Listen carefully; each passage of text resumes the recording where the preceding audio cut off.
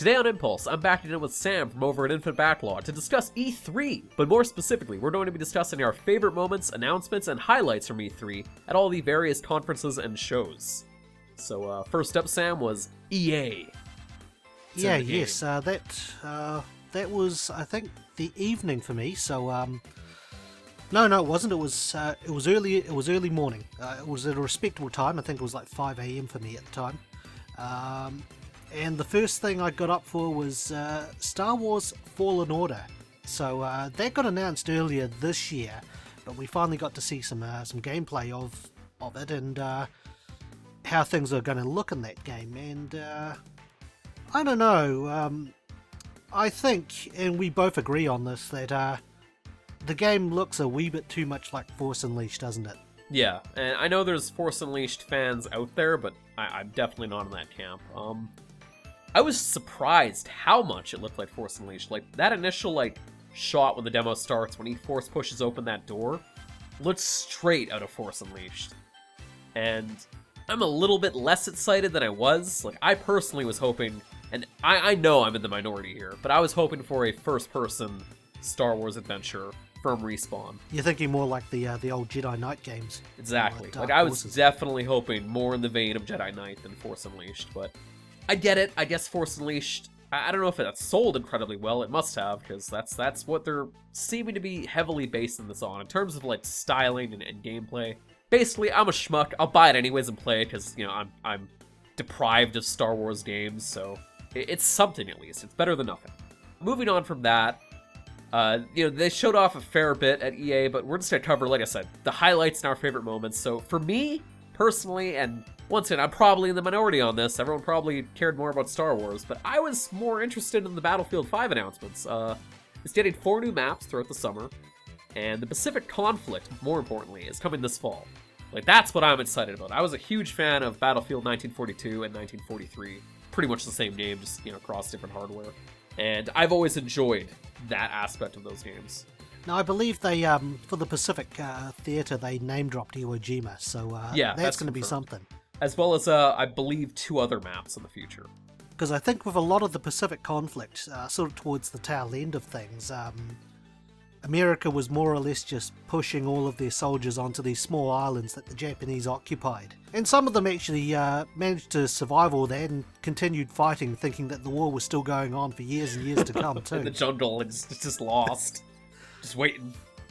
But other than that, there's just a bunch of Madden and FIFA. I tuned out for that. The EA show this year was really padded out with here's a new trailer and then here's heads talking for 30 minutes. I didn't really pay attention to a whole lot of it. I remembered that I got up to listen to Star Wars. I got up for the Battlefield stuff, and I think I went back to sleep again to wait for Microsoft. Yeah, can't blame me on that, because that was really early in the morning. As for our readers, we've been taking actually polls for each conference this year, and EA did not go too well. In terms of the overall percentages, 52% of people hated it, 42% thought it was just okay, 2%, or 2.9% to be more accurate, enjoyed it, and only 2.2% loved it. So, moving on though, up next was Microsoft. So Microsoft, that was at a more respectable time in the morning. It started at 8 a.m. for me. So the joys of living in GMT plus 12 land. Yeah. I thought overall Microsoft did pretty good. 60 games, quite a bit. I edited the montage for that for social media. It took me 4.5 hours to go through it all. I suppose they made quite the impression just given the fact that Sony wasn't going to show up there. I wouldn't say it's been the best show they've done in recent years, because a lot of it was just game after game after game after game after game, and a lot of that got just lost in the shuffle, in all honesty. Even my personal highlight, Cyberpunk 2077, it got another trailer, which I didn't think was really all that great of a trailer, honestly, but there was a moment afterwards, but we'll get into that. Yeah, I remember trying to take notes for the Microsoft conference, and it was just moving at a really, really quick pace. I do wonder how you guys over in games journalism do it. It's a process. But in terms of big announcements, there was a ton, and we'll get into probably the most important announcement at the end here. But in terms of games, I'm gonna go with Cyberpunk 2077. Like I said, the trailer itself wasn't really that compelling. It didn't really show like gameplay was. It was pretty much just entirely a CGI. I don't know if it was CGI even. But at the end, we did get to see Keanu Reeves, which was a well-kept secret, and the reaction to that was something. He's also playing a pretty notable character. He's playing Johnny Silverhand. If you're like me and you did a little bit of research and you looked into Cyberpunk 2020, the pen and paper kind of board game, he's a notable character. He's like pretty much one of the main characters in that story. So it'll be interesting to see him back in this and what they do with that character. So, but what was your pick in terms of highlight or notable game? I'm a huge Dragon Ball fan, so it's pretty plain to see that I would take an interest in the Dragon Ball project that was announced last year at E3. It's now got itself a name. Dragon Ball Z Kakarot is the official name of the Dragon Ball RPG, or action RPG, sorry, that was revealed late last year at E3. So when I initially saw it, I thought, okay, action game, RPG elements, Dragon Ball. I really hope it doesn't follow the same way that Dragon Ball Sagas went. And as you know, we played it when I visited a couple of years ago, and it's not good. It was something. It's not a good game. But no, I saw some of the footage of the E3 demo, and that sort of put my fears to rest. It looks quite solid. You sort of just fly around an overworld, you do quests, you fight your enemies in an action sort of real-time sort of battle thing. And to be fair, Dragon Ball as an RPG does work. The old NES card battle games did it. You've also got the Legacy of Goku series on the Game Boy Advance, and Attack of the Saiyans on the DS, which I argue is probably one of the best Dragon Ball RPGs I've actually ever played. Handles it pretty well. But what I do wonder with that game is if the game is only just going to take a certain section of Dragon Ball and stop at Frieza or Cell, or if it's going to go the whole way through. A lot of Dragon Ball RPGs only tend to focus on certain sections of the timeline, so I'm expecting it's going to most likely end at Frieza, if not most likely Cell. But I suppose Dragon Ball aside, the next big thing, and that was really announced at the end, was Project Scarlet. Yeah, people have known about Project Scarlet for a while in terms of leaks and information and whatnot, but this is kind of officially where they came out and talked about it in great detail. We now know it'll be, kicking off next year, holiday season. But in terms of what we know so far, it's going to feature a custom-designed processor based on AMD's Zen 2 technology and GDDR6 memory. But to quote them, it'll make Project Scarlet 4 times more powerful than the Xbox One. Then this is where they kind of lost me. They started going into resolution and frame rate, and the exact quote that they brought up was, "Resolution and frame rates we've never seen before."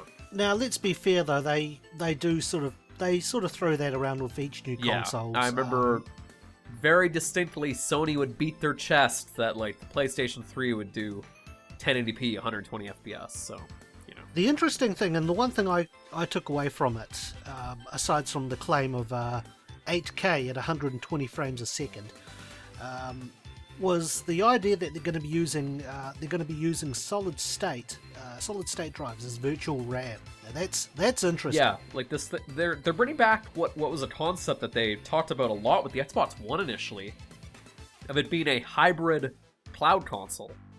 They used to boast about that with the Xbox One when it was launching a while back, and I guess they never fully committed to that idea due to a lot of obvious reasons at the time, and I guess maybe the infrastructure just wasn't there for that. But probably another big notable thing is Halo Infinite, they confirmed, would be a launch title for it as well, so that's pretty huge. This will be the first Xbox, I guess, ever since the original that'll be launching once again with the Halo title, so I'm sure that'll at least drive some sales this time. But in terms of the actual polls from our readers, 37% thought it was okay, 32% enjoyed it, 22% loved it, and only 6% of people hated it. Following that was Bethesda, who made an appearance this year again, which right away they went into Fallout 76 damage control. Oh, don't forget people. Yeah, people. The promise of people and more quests and whatnot. The Year 2 plan was something. And dialogue trees. Yeah, dialogue. They're gonna try and make Fallout 76 a Fallout game. Incredible. Honestly, that was probably my highlight of the conference, as sad as that is to say. Nothing else interested me too much. I enjoy the original Doom, but I've yet to play Doom 2016, so I'm not on the Doom Eternal hype train, but I know you might have been. Funny you should mention that, because I only just finished Doom 2016 yesterday, and it was quite a ride. Yeah. I thoroughly enjoyed it. But to me, my takeaway from Bethesda was probably that announcement for the game Ghostwire Tokyo. I'm not entirely keen over the fact that there wasn't any gameplay shown, but I tend to trust Shinji Mikami. He's got a fairly decent track record, being the guy who directed Resident Evil. And I thought The Evil Within was alright. He got out creative director Ikumi Nakamura to show off the trailer. So for those who aren't familiar with her, she was the girl who sort of announced the trailer, but she also did work on Bayonetta and Okami. So I'm cautiously optimistic about the game. It's pretty much it's an action styled game with horror elements, which is weird because Shinji Mikami made The Evil Within because he hated the fact that survival horrors were starting to become action games. But what did the readers think of Bethesda? Oh boy, did our readers not care, and I can't fully blame them. Like I said, a lot of this was just like, here's Fallout 76 content, please play it. Followed up by some Elder Scrolls Online stuff, new Rage 2 DLC, and a lot of the stuff was just stuff we already either knew about, or were kind of, warm on, not necessarily excited for. So our readership, 55% of Destructoid readers in the poll hated this conference. 32% thought it was okay, 11% enjoyed it, and less than a single percent, 0.82% people loved it. Wow. If you like Doom, I'm sure you probably enjoyed that aspect. Doom Eternal looks great, but everything else at this conference was just kind of a bit, This Deathloop looked like a thing. But anyways, moving on after that was Devolver Digital. And on the note of, that looked like a thing, that about sums up that entire Devolver Direct. I predicted that Devolver was going to do something that I couldn't take seriously, and they delivered. They brought something entertaining that I just couldn't take seriously. Yeah. Devolver are there because they do a bit. And you know what? Initially I didn't like the bit, but it's grown on me. And I'm excited to see where this multi-year tale is going. But in terms of like actual highlights or potential games that I guess interested me, I don't know, my friend Pedro looks fun. Ironically, I enjoyed the Devolver bootleg announcement. It was something. As it essentially takes the piss out of bootleg games, which is why I actually have a small collection of bootleg games, so I can take the piss out of them. Just like that one Pokemon game I did. I went to a friend's place and I played some of Hotline Milwaukee for a good couple of hours, and it was pretty good. It was released sort of later that day. Now Devolver, I think they just took the piss out of a Nintendo Direct, didn't they? Yeah, like they just basically mimicked the Direct style. That was the whole kind of parody of that. Unfortunately, we don't have a poll for that, so we kind of just... We at Destructoid took it less seriously than the other conferences, and more or less just reported on the games themselves, so... But that wraps up the first day of E3, so we'll start the second day with the PC Gaming Show. That one I had to get up fairly early for as well. But I think the one thing that I was a bit surprised about with the PC Gaming Show is I was half expecting it to be a conference where they talked about hardware, and they didn't. There was only just that mention about the gaming chair and like a Samsung screen, but other than that, they showed video games. Yeah, a lot of them. I edited the social media montage for that as well. I slept in for that. I didn't want to get up that early. But in terms of like, I guess notable games that piqued my interest for the PC gaming show, probably the most was Vampire the Masquerade Bloodlines 2. That was pretty much my highlight of the night, honestly, that day. So. Some of the animations of combat look really janky, but like everything else has me pretty excited about that. In terms of tone, the setting in Seattle, and the atmosphere in that, I'm excited for that game. So I guess my takeaway from the PC Gaming Show, and I had to wait till the very end of it before I could hear anything about it, was Baldur's Gate 3. So that's something I've been looking forward to for a very, very long time. So my early teenage years, I grew up playing Baldur's Gate 1 and both versions of Baldur's Gate 2 with a good friend of mine, Richard. We even co-opted the Dark Alliance games. We even played the other games that were sort of based in the universe, the Champions games. So we were pretty big into Baldur's Gate back in the day. The game's going to use the 5th edition D&D handbook as a guide, and in between the release, or just before the release, it's going to actually have a tabletop RPG that's set in between Baldur's Gate 2 and 3 that's coming out in September. Baldur's Gate 3 takes place about 100 years after the end of Baldur's Gate 2, Thrones of Baal. And their stance, I suppose, on when the game's coming out, the guys just said it'll be ready when it's ready. I've had some good experiences with Baldur's Gate, and I am really looking forward to it. But what did your readers think of it? Surprisingly, like, a lot of people had the same initial thought, like, this would be another, like, hardware showcase and talking heads for hours on end, but surprisingly, it was a pretty competent show. 38% of our people thought it was okay, 34% enjoyed it, 21% hated it, so there's going to be some people out there that clearly didn't care, but only about 5% people loved it. Overall, a better than expected show from the PC gaming show, which is good. I think they've found their groove, in all honesty.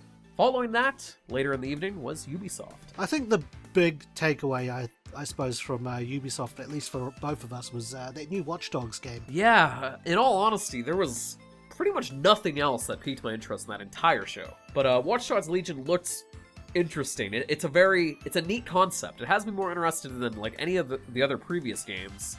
Essentially, to take control of, as they say, any NPC and recruit them, I guess, into the DedSec resistance or whatever in a post-Brexit UK, which, for a company that's been so like, oh, we don't dabble in politics, oh boy, are they just going into the deep end of the pool on that one. But I, for one, look forward to playing the game with nothing but a team of old people. Yeah, definitely. The old lady highlight of her just zapping that lady from behind, or just going up to the other guy and tapping him on the shoulder and then just blasting him with a Desert Needle was something. Other than that, I was disappointed to not see any more Beyond Good and Evil 2. I've been waiting for that game for a very long time, and when they showed it off last year, I was pretty excited. This year it was a no-show, so I'm hoping that hasn't vanished into the void again for a decade, but we'll have to wait and see. I feel with Ubisoft, they might as well have just, aside from the Watch Dogs and Beyond Good and Evil stuff, they might as well just rename the conference to the Tom Clancy conference. Yeah, because Tom Clancy has done very well for them in terms of those series, so it doesn't surprise me too much that they are doubling down on those games. But as for our readership, over at Destructoid, 46% of people thought it was just okay, 39% of people hated it, 11% of people enjoyed it, and only 2% of people loved it. Curious about those 2%. Must be hardcore Division fans or something. But moving along, later that evening and later that afternoon for me, we had Square Enix. Yeah, Square Enix had a moment for me. It's more of an in-joke than anything, but it's a moment for me too. It became a highlight for me. So to break it down, our friend Justin, he's co-hosted the show before. He was on the Battlefront episode and stuff. He's going to be in future episodes. He's not really a big Final Fantasy fan. I shouldn't say that. He just really hasn't played any of the games. He's seen the movie. But anyways, he knows about them enough. Like, he knows about Final Fantasy and all that, but he wasn't really hyped to see more Final Fantasy. He went into the Square Enix press conference waiting for the Avengers announcement, to see more of the Avengers video game. And throughout the show, we thought it would be about an hour long on the spot, a good solid 60 minutes. So when we were coming up on that, like, 55-minute mark, and they hadn't shown any Avengers yet, and just, like, nothing but JRPG after JRPG after JRPG, they had remasters, they had collections, they had... If you like Final Fantasy, boy oh boy, was this the conference for you. And then combine that with rumors flying around that the Avengers thing that they were going to show was only going to be a 30-second trailer. He was in a pretty salty mood by this point, after sitting through almost an hour of JRPG announcements, just waiting for that Avengers announcement. But then came this bit towards the end of the conference where it says, "To the fans who have been waiting," flashes on the screen. Which has been followed up by, "At long last." We thought for sure, like, oh, this has to be the Avengers thing. So in that moment I said, oh, this is it, this is the Avengers stuff. And then right as I said that, Final Fantasy VIII flashes on screen. And he left the Discord, we just burst out laughing. More or less at his expense. So... Oh, but no, that was probably my biggest highlight of the entire thing. It was pretty good. Just how Justin reacted to it. He came back afterwards, but he was... I don't think he'll ever play Final Fantasy VIII. It's just a hunch. He was not a happy boy. For that specific in-joking moment, that was probably my pick of the show, was Final Fantasy VIII. The remaster for that, which looks okay. It has some new models, a little choppy, but I'm surprised it's happening, because as rumor goes, that the code for that game is kind of gone. Yeah, just look at Kingdom Hearts. Jeez. But the conference, as we explained earlier, was huge if you're a JRPG fan. So what they opened up on was the Final Fantasy VII Remake, which is due in March 2020. Yeah, the first episode. They're still sticking with that episodic kind of approach, which is interesting, to say the least. So it's been flying around that the first part was only just going to cover the whole stuff that happens in Midgard. They've been using interesting, terminology. That they insist that, the length of this first episode would be the length of a full-fledged Final Fantasy game. And that this is going to be more of a, not necessarily a full-blown remake in terms of the narrative, but more of a reimagining in terms of the narrative. So, we'll probably get, the first Midgar section and then some, in terms of, a whole new approach to Midgar, I think. Especially if they need to pad this out to be the length of a full game, as they claim. They brought back the ATB bar, which is an interesting concept. It sort of feels similar to a limit bar, really, because your attacks in that fill up the bar, and you use special attacks or you use your materia spells to do that. They also had a tactical mode where you could assign all of your actions manually to your characters. Yeah, and it slows down time and stuff, which is neat. My overall takeaway from that combat was it feels like more or less they're leaning into 15's combat a bunch while introducing elements from Final Fantasy VII. There was a great quote out of E3 as well that they don't know actually when they'll have this all wrapped up or said and done, so Final Fantasy VII will be an ongoing thing for a while, I think. I'm hoping, the second part will cover off what happens in Disc 1, maybe a third part to cover Disc 2, and a fourth part to cover Disc 3. Yeah, I'm very curious what this new content will be, or how they'll expand on this story.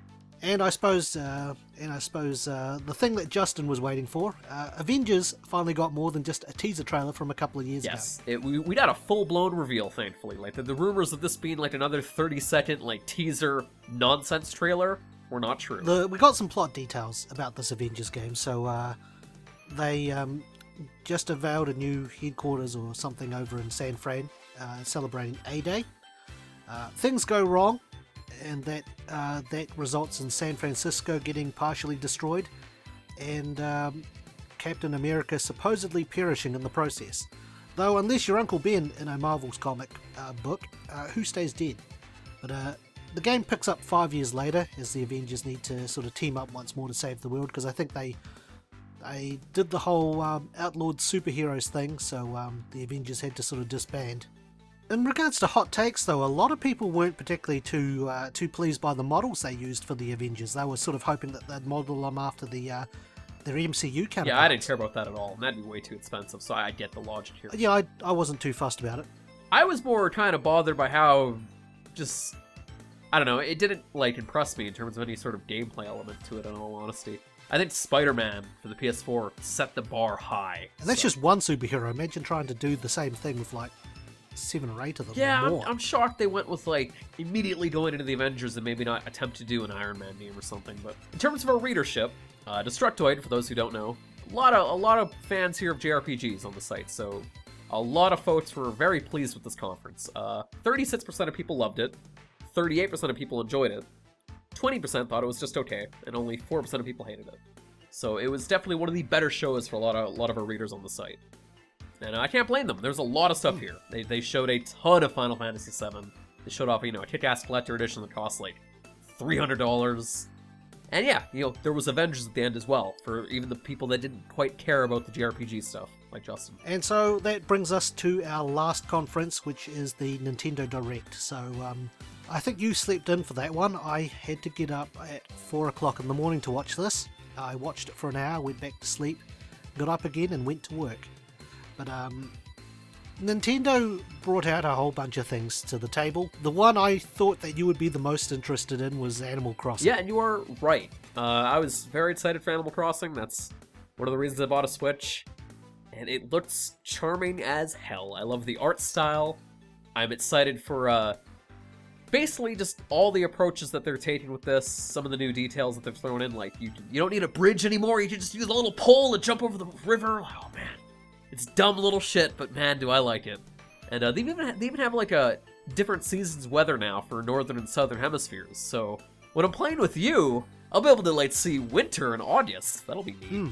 and I'll be seeing winter in December, which is the way it's portrayed in like just about everything that comes out nowadays. But it's some, I guess, unfortunate news. It doesn't bother me too much. It was delayed until March, but like I said, it doesn't bother me because the release schedule is already pretty bonkers, in all honesty. Yeah, I can't believe they laid off Mr. Rossetti. They got rid of Mr. Rossetti. They introduced autosaving, which stops the one man who tells you off for turning the game off without saving. I really hope in like the shop section of the game, he's just homeless. I'll mark out if that's the case. I'm hoping that he gets reassigned. He gets reassigned and tells you off if you attempt to time travel. Yeah. One of my takeaways, I guess, from Nintendo was Link's Awakening. So, although, you know, we heard about it ages ago, I'm still optimistic for it. They announced in the Direct that there's a new feature where you can actually make your own sort of dungeon, which is pretty neat, and you also get rewards for beating your own dungeon as well. They brought out they sort of revealed that you can still steal from the shop like in the original, where you grab what you want and go behind the shopkeeper's back, and then he'll probably brand you a thief and try to kill you the next time you go in there.